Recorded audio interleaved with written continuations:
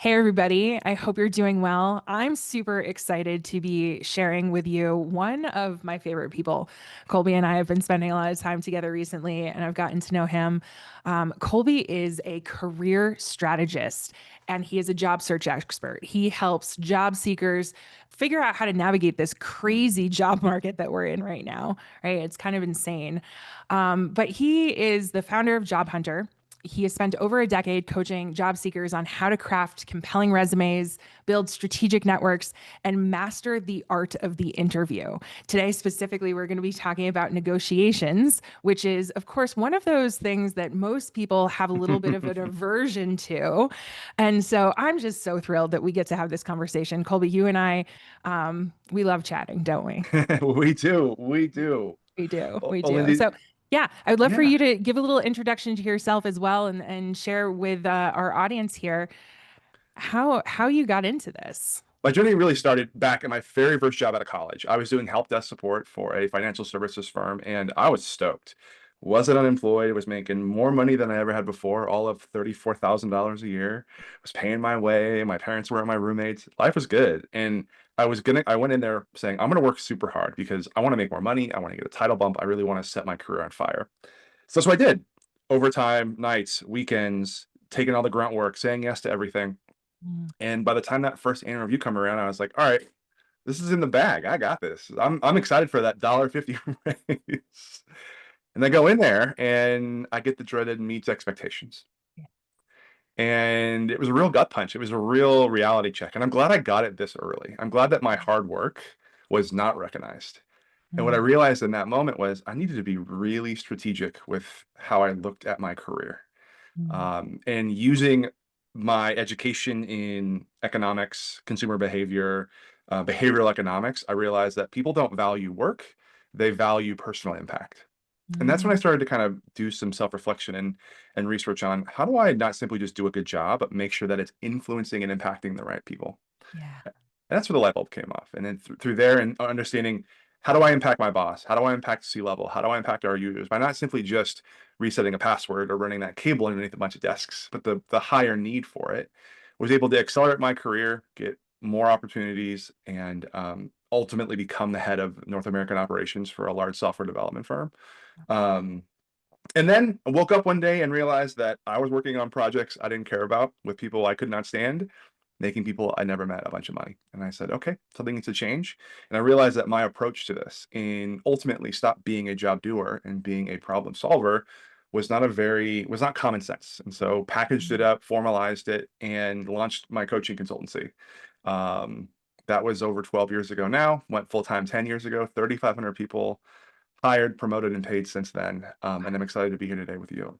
Ooh, that just gave me goosebumps. Like the impact, the ripple effect that you have there in helping people to really own their career and the trajectory of their career and take the responsibility for what it is that they can control. Hmm. I mean, so powerful, so powerful.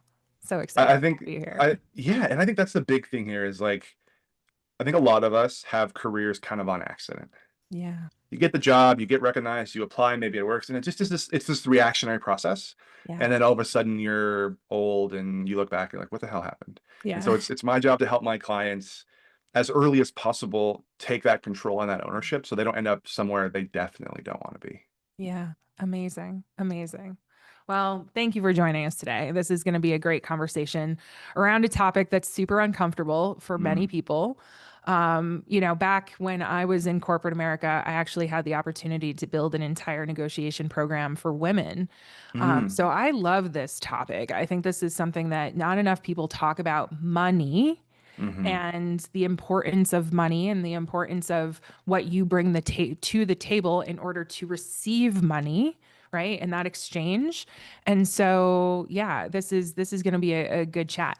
So, to kind of kick us off here, I want you to tell me, when you think about negotiations and the most important thing that people have to be knowing about negotiations when they are going into interview for a job for the first time, or even if they're going in and maybe looking to renegotiate, they're Hmm. already inside of a company and renegotiate and accelerate their career. What would you say is the most important thing that they need to be thinking about? It's ensuring that you're relieving enough pain where the pain of you leaving is unbearable.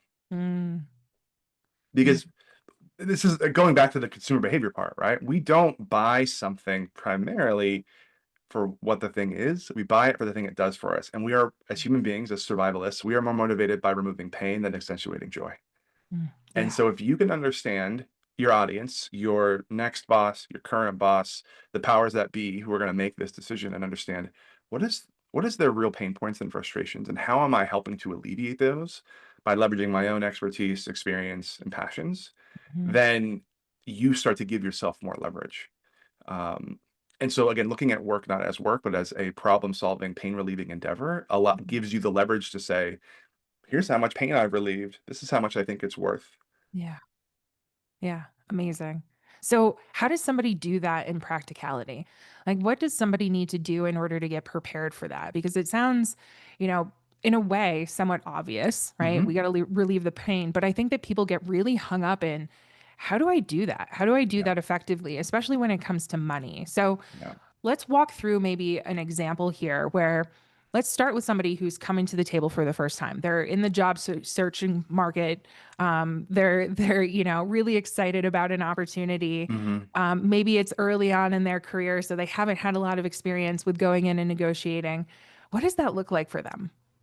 So, there's 2 buckets of impact any person can make on an employer. The first one, which we're most used to, is the business bucket. How are you driving profits? How are you reducing costs? How are you speeding up times? And how are you limiting future risk, Mm, right? If your work isn't contributing one of those 4 buckets, then why are you there, right? mm, So yeah. that's one part of it. I'll come back to that. The other part of it, which I think is not really talked about enough, is the human impact. Mm, How are you relieving pain? How are you freeing up time for that person? How are you allowing them to think strategically without being in the weeds? How do you get them excited about their doing their job again? mm, And I think it's a balance between the two. And I think ultimately, especially those who are starting off, you need to ask. There's not any research, there's yeah. not a database. ChatGPT can't help you. So as you go into your conversations, whether they're informational interviews, whether there are, interviews with HR screeners or anyway all the way up to hiring managers to C-suite executives, ask, "Hey, how Mm, do you expect this position to impact these metrics? mm, What are you hoping the next person in this role is going to make your life easier in what ways?"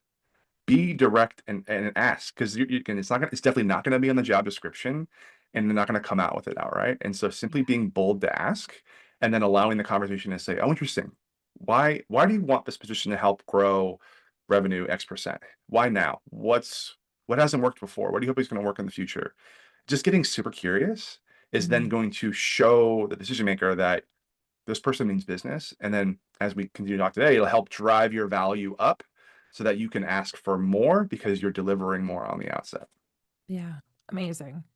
In those instances, are you seeing right now in today's job market that many of these positions do already have salary bands that are associated with them so that the candidate is going into these initial conversations with some clarity? Or are you Mhm. finding that, that's still a little bit vague and so people are having a harder time navigating that space? So luckily now more and more states are adopting pay transparency initiatives, which I love because it really does bring up more balance of power, not total balance of power, but definitely more in the side of the candidate. So at least you know what you're working with. You understand that bracket. Um, I'm always for like not saying a number first because then you anchor yourself. But at least if you know the range, it's really helpful. And then obviously it's your goal to understand how much value do I need to bring in order to get myself to the very, very top of that bracket. Mhm. If you don't come in at the top of that bracket, how hard is it going to be to push yourself up along the way? I think that one of, Yeah. at least the old school mentality for some people, women and minorities especially, Mhm. is that mindset of like, I've got to get in there, prove my worth to you. Once I prove my worth, then it's okay for Mhm. me to ask for more, when we know that it's actually the opposite, right? You have to, Yes. sell your worth on the front end, get as much as you possibly can because it's harder to move the needle Mhm. once you're inside That's an, right. an organization. What do you say about that? I mean, it's all about, and I think you kind of alluded to it before, like be uncomfortable around this. this conversation Yeah. is that we think we have to go in there and hard sell. Mm, We think we have to be the used car and the used car salesperson at the same time. yeah. But really, it's about, again, you can give yourself better leverage by understanding how you're going to add value, right? That's really it. And so the proving of it all, I think that goes back to the thing that I was a victim of the assumption of my clients are like, I'll just work harder and then I'll get rewarded. Doesn't, you need to toot your own horn. You need to put yourself out there. And the best time to do that is in the interview so that you have a baseline to go off of moving forward. Because unfortunately, employers, they do settle into this assumption of um, almost taking you for granted, Mm, right? You're there, you show up, you do great work. It's like, okay, cool. And then they move on to the bigger fires. yeah. And so you have to go in and say, I'm going to bring so much relief. I'm going to deliver even more joy. I'm going to move these metrics in the right ways that you need to keep me happy because you know about the value I'm going to continue to deliver. Yeah. Yeah. And I think, part of your own personal story with like the meets expectations, right? I've had some of those conversations as well, and would be breaking my back inside of a corporation and believing and providing a lot of the proof, right? Mhm. If we take that ownership of our own career, we should be creating that like brag book behind the scenes Mhm. of here are all of the things that I am doing that nobody's asking me to eventually provide so that I have that ammunition, right? But the thing that I was told was like meets expectations means you're doing the job. And Mhm. so like it's almost impossible for you to get anything above that, which is then going to drive those future increases a little bit easier. So I think it's, having that mindset of okay, I've got to be able to come in at a rate and then continue to accumulate all of that ammunition along the Mhm. way Yeah, is so exactly. important. Yeah. You also said something that I think is a really important thing for us to touch back on here, which is the mindset piece, right? Part of this negotiation is the belief that you have yourself and the way that Mhm. you're thinking about going into this negotiation, right? If you are allowing, and you and I have had this conversation before, and many of the listeners know that I'm a big believer in the whole cognitive behavioral therapy Mhm. model of thoughts, feelings, actions, results, right? If you're going into a negotiation and your mind is like, this is going to be horrible, Mhm. or I'm going to get taken advantage of, or I'm not going to be paid what I'm worth. The way that you feel about yourself and about that situation is going to cause you to show up in a way that's maybe shaky Mhm. or, not as assertive or not as clear with your delivery. So I think that that was an important piece that you kind of like flew by a little bit that I Yeah, wanted to let's bring talk, back. yeah, let's double down on that then. So I think it's not a negotiation. It is saying, do we agree on value add and value ask, Yeah. Love right? Like, and it's your job as a candidate to maximize your value added so that you can maximize your value ask. yeah. Not to dehumanize anybody out there, right? But your next employer, Yeah. heck, your current one, is seeing you as an asset, Sure. as if they were seeing a copy machine or a warehouse or a forklift or more capital goods, right? Does our investment in this asset provide us a positive ROI, Mm-hmm. right? And ultimately, your features there are your experience, expertise, and skill sets. And Mm-hmm. so it's your job to say, this is how I can convert who I am and what I do into positive ROI for you. And to Mm-hmm. do that so much that then you give yourself leverage and that everybody agrees on the same number, Mm-hmm. right? That you feel like, hey, I am going to deliver this value and more. And they're going to come back and say, yes, we agree. And we know you're going to, we know that we're still getting a steal because what we talked about, what I know you can bring is going to have that much more ROI. Yeah. And so it is not this holding anybody over a barrel. You mentioned taking advantage of, right? Like, and I would say that people aren't taken advantage of in the negotiation process. They just haven't done a good enough job articulating their impact. Mm-hmm. I'm only gonna pay you what I think you're worth. What are the impact I think you're gonna make? That's no judgment on you. It's how you've communicated, how I understand what Yeah. this dynamic is gonna look like. Yeah. Interesting. I've never thought about it that way. I've always thought about it in the sense of like, it's the company's job to get the best price Mhm. for what it is that they're paying for. And they're always going to lowball you. Because if you say yes to it, then they've done an amazing job at getting that asset for the cheapest Hmm. cost possible. So, Yeah. like, it's their job to lowball you. It's Yeah. your job to come in, communicate that value so clearly, and also believe in your worth Hmm. so that you don't just take the first thing. Yeah. And I think expect because the balance of power tends to be in the side of the employer, right? That people tend to take that first thing. Yeah, Don't look a I've done gift it. horse in the mouth, right? Like I've that done is, it. Yeah, yeah, we've all done it, right? And yeah, I think yeah.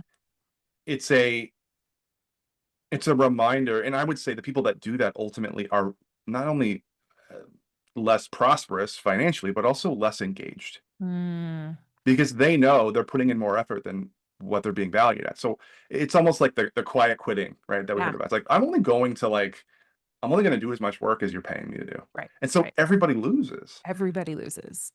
Which is why, again, like I think it is this. It's an understanding of value. It's not a negotiation, Mm-hmm. and I think that understanding has to come first contact. Mm-hmm. Where people make the mistake is that they wait to talk about these things until the offer letter is slid across the table. And the candidate thinks one of two things. Either I need to take this because it's here and it may not be here tomorrow. Or I got these people over a barrel. They want me and I'm going to take them for all they're worth. And I Mm, don't think either mindset is good. Your job is to, from the initial conversation, from your resume, from your LinkedIn profile, you're saying, here's my expertise. Here's how I apply that expertise to solve problems that you may also be suffering from. Here are the tangible and intangible impacts I've had in delivering those solutions. mm, And then you use that to go through the process to continue to uncover problems and to provide solutions so that at the end, it's not about I lose, you lose, I win in the negotiation. It's like this is based on these problems, based on the amount of money you want to save, based on how quick you want to do this. I think I can bring in X amount of hundreds of thousands of dollars in extra value, and I think that's worth an extra 10 to 20% on the offer that you've given me. mm-hmm. Yeah. What are some of the best places for, I think that my brain goes, that conversation feels so much easier after you've had years of expertise and like Hmm. really know where that value comes from. If you're just coming out of college Yeah. or maybe you're in your early career, are there some places? I mean, obviously you can go to like salary.com, right? Hmm. And look up some of the salary bands and understand it that way. But how does somebody earlier in their career get some of that knowledge? It is as complicated and as simple as asking. Yeah. So one exercise I love taking my clients through because we ultimately, where I think we tend to devalue ourselves in our expertise because expertise, once acquired, looks and feels easy. Mm, yeah.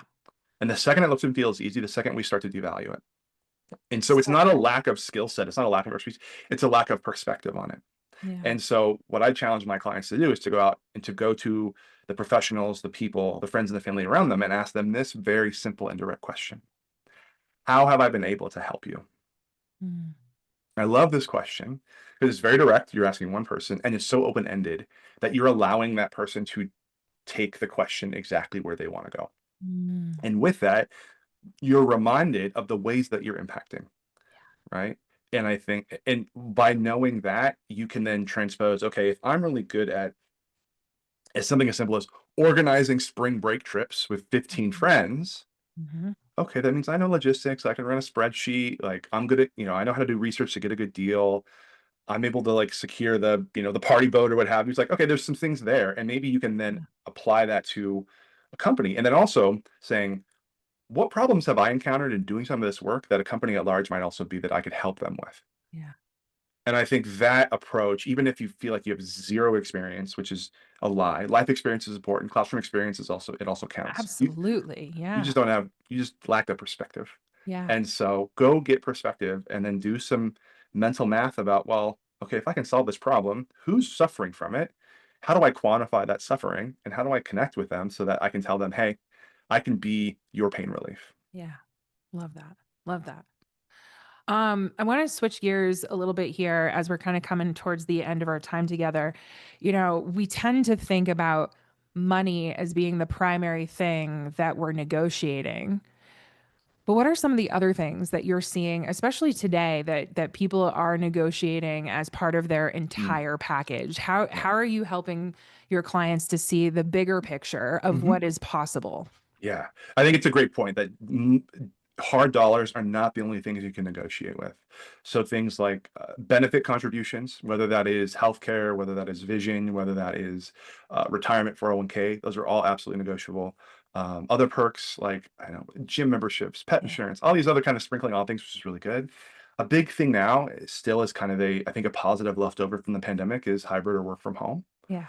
I know it is becoming less and less prominent. Return to work is a force that is here to stay, unfortunately. Hmm. But again, if you are seen as so valuable and can have such an impact, your next employer won't care if you're in the office or on Mars. And so that's part of this process as well. Yeah. The other thing that I've helped my clients do a lot more now, which I think is really valuable, and I'm biased, but you can negotiate education and training budgets. Yes. So Hey, important. here's 3 grand to go to go take this course, to get this certification, to go to this conference and learn all this new stuff. Yeah. And the awesome thing about education is that nobody can take it away from you, right? The bonus will dry up, like they could fire you tomorrow, like all these things Yeah. could go away, but the knowledge is going to stay forever. And so Hmm. um if you can talk about that, whether it's tuition reimbursement, whether it's certification reimbursement, that's something that can be an obvious value add to both the employer and the employee. Because like Hmm. I'm going to pay you to learn this stuff and you're going to bring it here, not only do the thing, but then maybe teach it and scale it to all our other people as well. Yeah. Are you seeing any of that tied to like golden handcuffs or repayment schedules should somebody leave over a period of time? Or are you seeing those be a little bit more flexible than maybe they once were? I think unfortunately now, because it is an employer's market, it is a bit of those golden handcuffs. Like Yeah. if your employer is going to pay for you to go get an MBA, like they're going to want to make sure there's, You're sticking around for a while. yeah, but I Yeah. think um I mean, I would say then if you really want out of that place that paid for that 6-figure MBA, then it's your job to go out there and Yeah. negotiate another higher salary. So the difference can simply just be paid back to your old employer to say, hey, cool, get me out of this contract. Here's my Yeah. separation fee because I've now found something so much better and brighter on the other side. Yeah, such an amazing point. Again, another element of negotiation as you're walking away from a firm to help them or have them help you with just like you might with relocation benefits, right? Yeah. Love that. Yeah. Super helpful. Amazing. Kolby, this I think is going to be so incredibly helpful for the entire audience, whether or not you're just coming out of school and looking for your first job, you are a career changer and thinking about moving. Any last insights that you feel like we haven't touched upon that you feel everybody needs to know about? I just want to reiterate the fact that negotiation starts from go. I think that is the biggest thing. It is your job to own and advocate for yourself in a way that is most ultimately empathetic driven to the decision maker, right? Like it's hard to sell ice to Eskimos, right? But if you understand how that person is actually in a desert and you can help them see that, then you're going to pave your way. Yeah. So it's your job, I would say, to think about it as you going into the job interview as a consultant. You're there to solve very specific sets of problems. And you need to ask questions, you need to dig deeper, you need to break the norm of the typical interrogative approach to interviewing to really understand so that you are no longer simply just a lowly, small, insignificant job seeker and they're the big, bad, all powerful boss. But Mm, you guys meet in the middle where they're problem havers and you're problem solvers, and you guys get to coexist together. mm. Yeah. Love that. So good. Thank you. I really, really appreciate this. And I know our audience does too. So, Colby's going to be back. We're going to be talking again. In addition to running his very incredible coaching practice, he is the author of Start Now and 49 Other Things That Can Be Done to Be Employed by Graduation. And I love this book.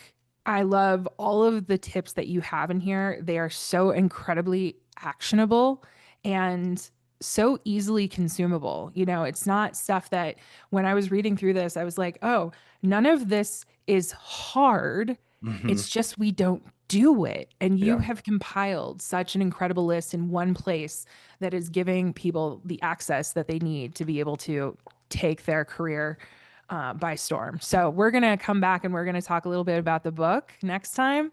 But this time, again, Kolby, thank you so much for being here. Absolutely. Thanks for having me, Lindsay. I really appreciate it. Yeah. All right. Be well, everybody.